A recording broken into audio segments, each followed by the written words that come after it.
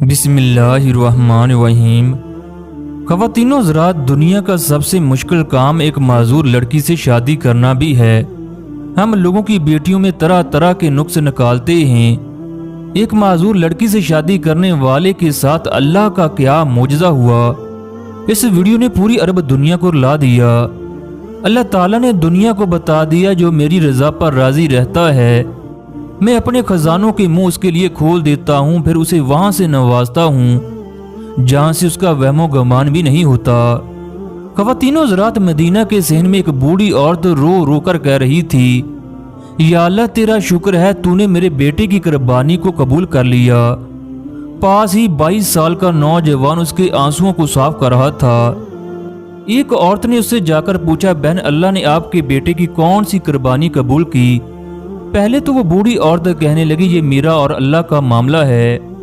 आखिरकार वो उसके इसरार पर बताने लगी, जब मेरे बेटे की उम्र 35 साल थी वो फौत हो गया।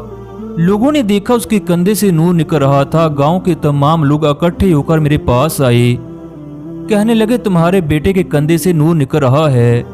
वो ऐसी रोशनी थी जो हमने पहले कभी न देखी। ये तमाम बातें सुनकर मेरी आंखों से आंसू जारी हो गए। लोगों के पूछने पर मैंने बताया, मेरा बेटा इंतहाई नेक, मुत्तकी, परहेजगार, हर वक्त अल्लाह से डरने वाला था। वो जब भी बाहर से घर आता मेरे पाँव को चूमता। पढ़ लेकर वो इंतहाई खूबसूरत शख्सियत का मालिक बन गया। जब उसे बेहतरीन नौकरी मिली तो तरह तरह के रिश्ते आने लगे, लेकिन मेरा बेटा हर बार रिश्ते से नकार कर देता। वो मुझे कहता, अम्मा, मैं किसी अमीर से नहीं बल्कि गरीब लड़की से शादी करूंगा। अमीर लड़कियों की शादी हो जाती है, गरीब लड़कियों को लोग पूछते नहीं। उसकी जिद मानकर मैं खामोश हो जाती। एक दिन मेरी एक सहेली ने 2 टांगों से महरूम लड़की का जिक्र किया कि अब उसकी शादी की उम्र है, मगर कोई भी नौजवान उससे शादी करने के लिए तैयार नहीं। भला उस मजदूर से कौन शादी करेगा? शक्ल से बहुत ही प्यारी है, मगर मजदूरी का ऐब है। मेरा बेटा कमरे में बैठा ये तमाम बातें सुन रहा था। उसने बाहर निकलकर कहा, मैं उस लड़की से शादी करूंगा। मैंने और उसकी बहनों ने उसे बहुत समझाया, मगर उसने हमारी एक न मानी। हमने मजबूर होकर उस लड़की से शादी कर दी। अब वो सुबह दफ्तर जाने से पहले खुद उसके लिए नाश्ता बनाता और खुद ही घर के सारे काम करता, हत्ता कि वो बाथरूम ले जाने के लिए भी अपने कंधे का सहारा देता। मेरा बेटा बहू की हर जरूरत का ख्याल रखता।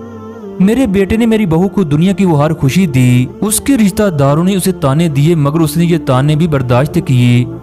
वक्त गुजरता गया, अल्लाह ताला ने उसे 4 बेटों से नवाजा।